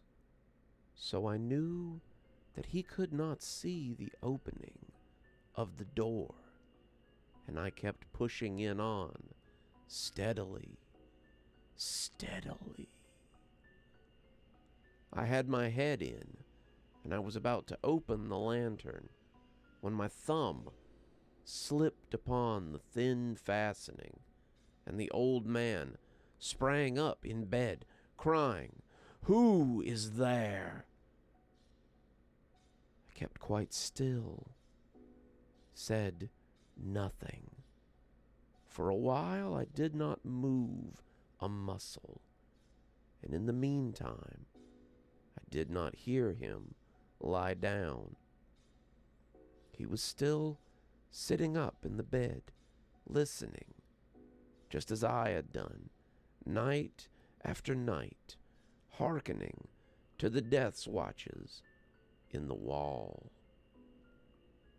Presently, I heard a slight groan, and I knew it was the groan of mortal terror. It was not a groan of pain or of grief. Oh, no. It was the low, stifled sound that arises from the bottom of the soul when overcharged with awe. I knew the sound well. Many a night, just at midnight, when all the world slept, it was welled up from my own bosom, deepening with its dreadful echoes, the terrors that distracted me. I say I knew it well.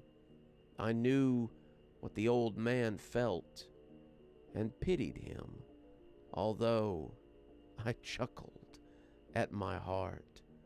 I knew that he had been lying awake ever since the first slight noise, when he had turned in the bed. His fear had been ever since growing upon him. He had been trying to fancy them causeless, but could not. He had said to himself, "It is nothing but the wind in the chimney. It is only a mouse crossing the floor, merely a cricket which has made a single chirp." Yes, he had been trying to comfort himself with these suppositions, but he had found all in vain. All in vain, because death, in approaching him, had stalked with his black shadow before him and enveloped the victim.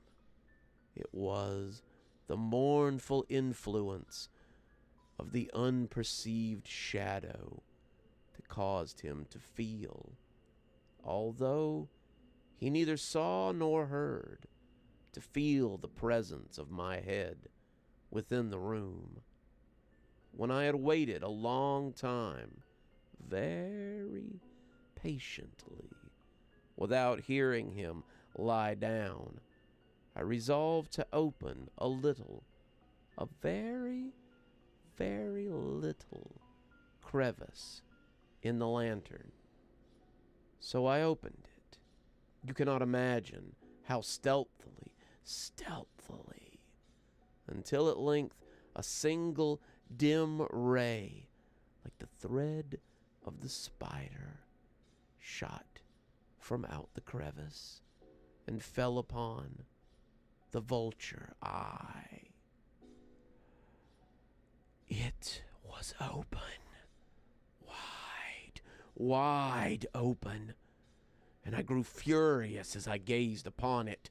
I saw it with perfect distinctness, all a dull blue with a hideous veil over it that chilled the very marrow in my bones, but I could see nothing else of the old man's face or person, for I had directed the ray, as if by instinct, precisely upon that damned spot. And have I not told you, what you mistake for madness is but over-accurateness of senses? Now I say, there came to my ear a low, dull, quick sound, such as a watch makes when enveloped in cotton. I knew that sound well. It was the beating of the old man's heart. It increased my fury, as the beating of a drum stimulates the soldier to courage. But even yet, I refrained, kept still. I scarcely breathed. I held the lantern motionless. I tried how stealthily I could maintain the ray upon the eye. Meantime, the hellish tattoo of the heart increased. It grew quicker and quicker and louder and louder. Every instant, the old man's terror must have been extreme. It grew louder, I say, louder, every moment. Do you mark me well? I have told you that I am nervous, so I am. And now, at the dead hour of the night, amidst the dreadful silence of that old home, so strange a noise as this excited me to uncontrollable terror. Yet, for some minutes longer, I refrained and stood still. But the beating grew louder, louder. I thought the heart must burst, and now, as new anxiety seized me, the sound would be heard by the neighbors. The old man's hour had come. With a loud yell, I threw open the lantern and leapt into the room. He shrieked once only. In an instant, I dragged him to the floor and pulled the heavy bed over him. I then smiled gaily to find the deed so far done. But for many minutes, the heart beat on with a muffled sound. This, however, did not vex me. It would not be heard through the walls. At length it ceased, the old man dead. I removed the bed and examined the corpse. Yes, he was stone dead. Placed my hands upon the heart and held it there for many minutes. There was no pulsation. He was dead. His eye would trouble me no more. If you still think me mad, you will think so no longer when I describe the wise precautions I took for the concealment of the body. The night waned, and I worked hastily, but in silence. First, I dismembered the corpse, cut off the head, the arms, the legs. I then took up 3 planks from the floor of the chamber and disposed all between the scantlings. I then replaced the boards so cleverly, so cunningly, that no human eye, not even his, could have detected anything wrong. There was nothing to wash out, no stain of any kind, no blood splatter whatsoever. I had been too wary for that. A tub had caught all. Ha ha! When I had made an end to these labors, it was 4 of the clock, still dark as midnight. As the bell sounded the hour, there came a knocking at the street door. I went down to open it with a light heart, and for what had I now to fear? There entered 3 men who introduced themselves with perfect suaveity as officers of the police. A shriek had been heard by a neighbor during the night. Suspicion of foul play had been aroused. Information had been lodged at the police office.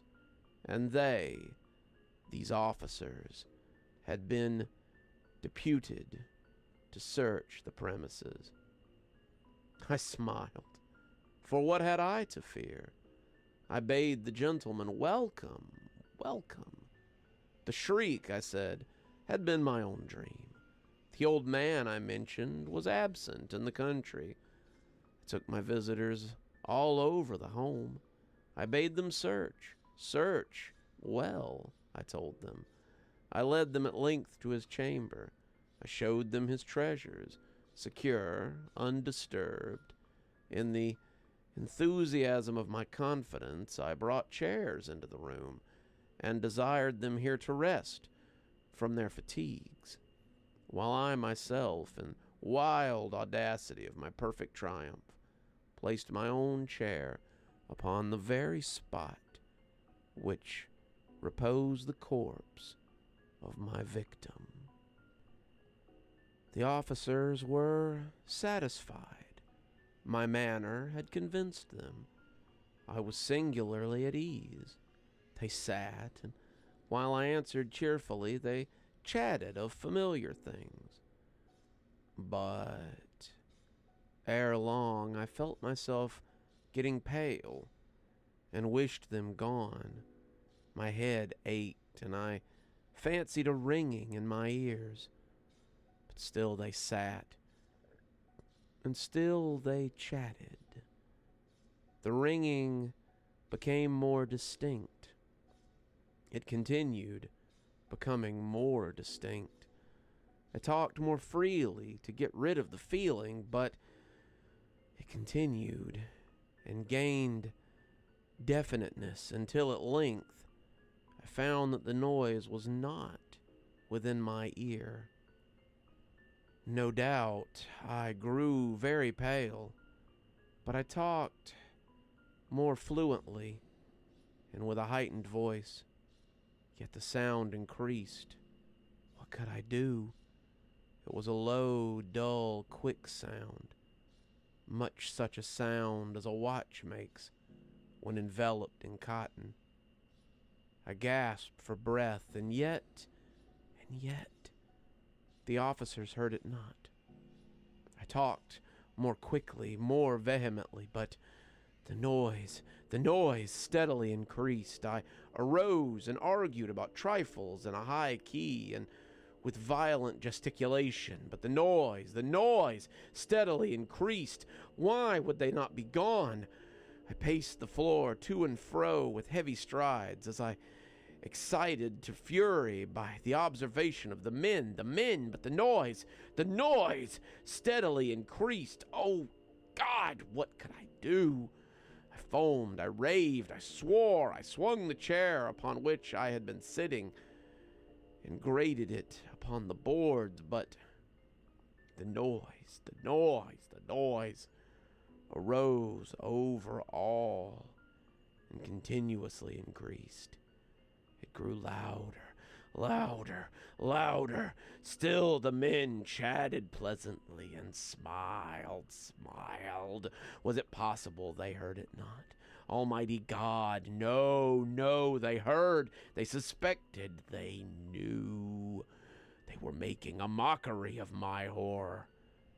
This I thought, and this I think. But anything was better than this agony. Anything was more tolerable than this derision. I could bear those hypothetical smiles no longer. I felt that I must scream or die. And now again, hark. Louder. Villains, I shrieked. Disassemble no more. I admit the deed. Tear up the planks. Here. It is the beating of his hideous heart. The children of the town knew better than to cross the old bridge in the park, especially during the evening hours on foggy nights. Even the grown-ups stayed clear, knowing that those who dared venture out there were doomed, never to be seen again. And everyone knows grown-ups are usually pretty naive when it comes to such matters. They had even made an effort to stop people from crossing the bridge by installing a gate that closed every night an hour before sundown to block access to the park. The grown-ups seemed so proud of themselves for protecting the little ones, so the children didn't have the heart to tell them that it was a waste of money, better spent buying birthday and Christmas presents. Everyone knew better than to cross that bridge, so there was no reason for a gate at all. Unfortunately, Eleanor was nobody, and even if she was somebody, she was a very stupid little girl.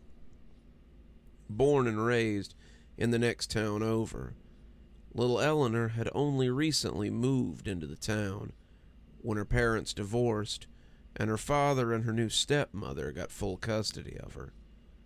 Though she fancied the idea that she was too clever to get along with other children, the opposite was actually true.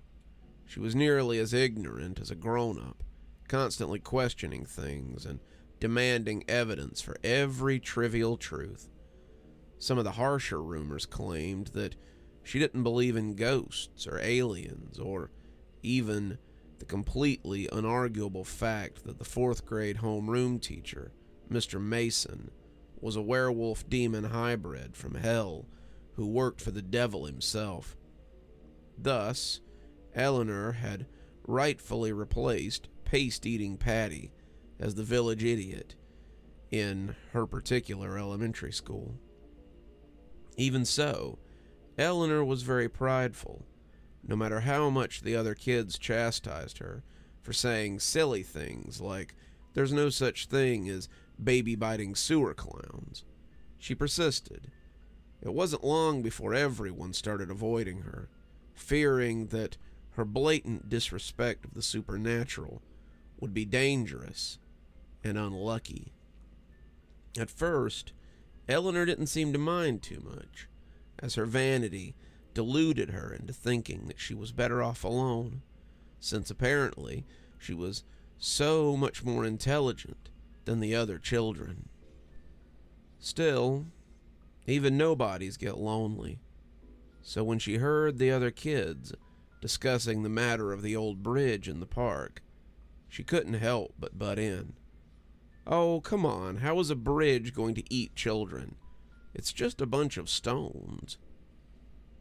The children had heard her say many foolish things, but now she had gone too far.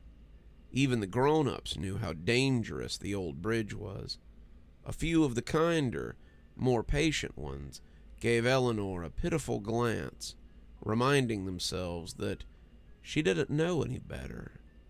But while things like Mr. Mason and the sewer clowns were survivable, the old bridge in the park promised at least a bazillion% chance of never being seen again. Sure, the other kids hated Eleanor, but they wouldn't wish such a fate upon even the worst of little girls. They begged and pleaded with her to drop the subject, as she demanded proof and credible sources of information. Some were valiant enough to promise to invite Eleanor to their birthday parties if she'd only promise never to cross the bridge. Stubborn little Eleanor, though, wouldn't listen to reason or bribery. She swore to them that she'd prove that the old bridge was nothing to fear, using a hand-me-down video camera she'd received on her 9th birthday. "Tonight, I'm going to cross the old bridge," she said. "Then you'll see how foolish you all are." There was no way to stop her from killing herself without putting some effort into trying. Distraught, the sweet and generous children of the town decided they would try to be nicer to Eleanor on her last day alive, including Patty, who wasn't too keen on being the stupidest child in school again. By not stealing the dessert from her lunch and not throwing worms on her at recess, Eleanor did not appreciate their efforts. That night, she snuck out of the safety of her home and biked to the park and struggled over the gate. It was particularly foggy, and it took her longer than expected to get to the bridge. Apparently, the gate wasn't the only precaution the adults had taken up. They had also changed the paths around so the only way to get to the bridge was by following the winding deer path through the marshy woods. It was eerily quiet. No owls hooted, no crickets chirped. Any reasonable person would have recognized this silence as an omen of the horrible tragedy to come, but not a girl who denied even the existence of moon vampires. Armed only with her reckless self-confidence and a flashlight, Eleanor walked to her own demise. By the time she found the bridge, it was nearly 10:15, widely known in the town to be the most sinister of times. Obviously, this was true. Why else would grown-ups rush them to their rooms and demand they sleep until sunrise? Eleanor either willingly ignored the time or just didn't know its significance as she turned on the camera. Eleanor gave a cheery smile into it and said her hellos, almost passing as a normal little girl, until going into the smug little rant about how stupid she thought everyone was, and how she couldn't wait to see the looks on their faces when she proved to them that she was right. She was so self-satisfied that God himself probably considered striking her down with a lightning bolt for being so prideful, but then decided he was better off not wasting his precious time. She lifted her foot to step out onto the bridge, but hesitated, as if, just for a second, the ignorance clouding her mind had lifted. It wasn't too late to turn back. If she chickened out now, the other kids would surely only make fun of her cowardice for a few weeks, and as a bonus, she'd not suffer what was most likely to be a horrible death. After an agonizing 12 seconds of thought, Eleanor put her foot down on the stone of the bridge. When she wasn't immediately exploded into confetti or otherwise injured, she set out a whoop of celebration and started bragging incessantly to her camera. Meanwhile, God was probably reconsidering his leniency. As she walked on, she prattled on to the camera, bragging about how clever she was. All in all, it took nearly 5 minutes of self-righteous babbling before Eleanor realized something was amiss. This is a very long bridge, isn't it? Thinking she had misjudged the width of the river, Eleanor peeked over the railing, only to see there was nothing below her. And it's so foggy, I can't see a thing. Maybe people have gone missing because they fell off. Despite her efforts to see the river, she couldn't even hear it, no matter how much she tried to clean and pop her ears. The fog made it impossible to find it, but it had to be there, right? She continued on, every step making her more and more anxious.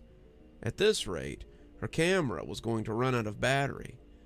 Any rational person would have turned tail and run, screaming like a banshee that had stepped on a Lego. But again, Eleanor hesitated. She checked the time on the watch that she had borrowed from her stepmother, as if it would tick out, "Nope, everything is perfectly normal, do carry on," in Morse code. This must be broken. Surely I haven't been walking for a whole 30 minutes. Her panic only rose when she checked to see how long the camera had been recording. Eleanor hadn't pressed the button, and all this time she'd been talking to no one like a complete maniac. Before she had time to swear aloud, her flashlight had the nerve to flicker. Not only had she forgot to record her experience, she'd left her spare batteries at home. Eleanor was in trouble, though she didn't yet realize how much. Even now, she thought the worst that would happen was her getting lost on the way home without any light to guide her. Her shoulders slumped, and with a pout, she turned around to head back before her batteries died completely. She felt almost as dumb as she was, wandering into the woods so unprepared. Cockiness killed the cat, Eleanor supposed, though by killed, she actually meant non-lethal inconveniences.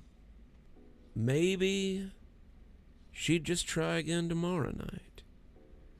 It felt like 3 hours passed, but in reality, it was closer to 2.5.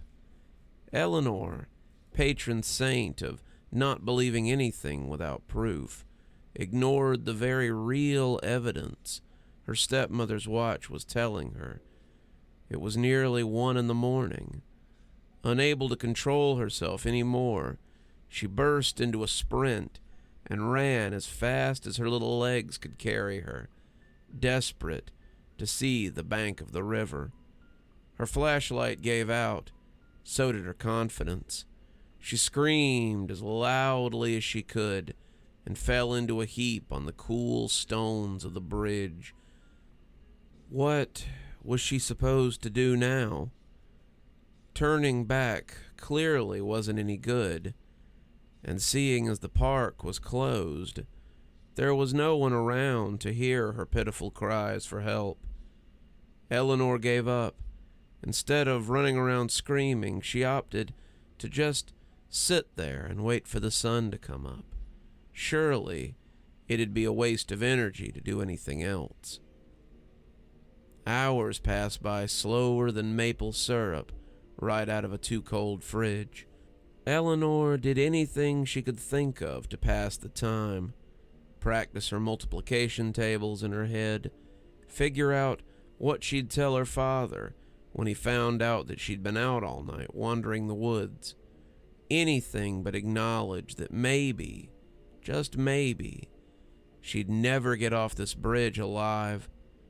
Though, instead of fearing monsters, she was still afraid of earthly things like dying from wolves or boredom.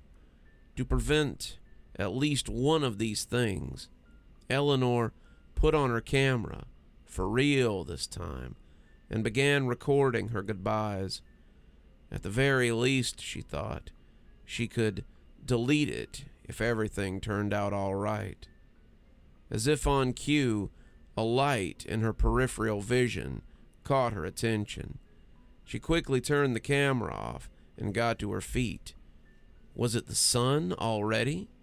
No, it wasn't the right color. It was too small. Could it be? Help! Help! Like a moth drawn to a bug zapper, Eleanor scrambled to her feet and darted for the light. Help me! Hello? The light, or more accurately, the ancient old lady holding the light, responded. Are you lost, little girl? Eleanor slowed to a jog, tears of relief swelling in her eyes. No child in the entire world had ever been more happy to see a stranger on a bridge. Yes! Oh, thank you so much. I was getting worried that I'd never see anyone again. She couldn't yet see that the old woman had no eyes, or that her right arm appeared to be made of gold. She didn't see the many rows of bristle-like teeth, or the fingers that seemed to have twice as many bones as they should have. If she had, maybe she would have stopped herself before running straight into the monster's arms and hugging her close. Please, will you take me home? The monster was so taken aback. She'd eaten many children, but this was the first to so quickly give itself to her. This was very fortunate for Eleanor. If the monster were more focused, she'd have unhinged her jaw and swallowed her whole before Eleanor had a chance to look up and realize she was in mortal danger. With a scream, she threw herself off the monster and back the way she had come, without even looking back to confirm what she had seen was real. Skeptic or not, she was more prepared to face the lonely bridge than what seemed to be an actual monster. The old woman regained her wits and let out a cackle before chasing after Eleanor. Don't you want my help anymore? Her feet pitter-patted in such a way that it sounded like she had 3 sets of feet. Eleanor had never been an athletic child and was still plump with baby fat and too many Christmas sweets. But there was something about being terrified half to death that really gets the adrenaline pumping. Slow down, sweetie. It's been too long since I've had a good meal. I can't keep up. Eleanor never listened, but for once it did her some good. Her lungs burned as she gasped in just enough air to propel her into safety. Though she didn't know it, the other children's carefulness was saving her. The monster was weak enough from hunger that she actually stood a chance of survival. She was panting too hard to hear that the river was babbling below.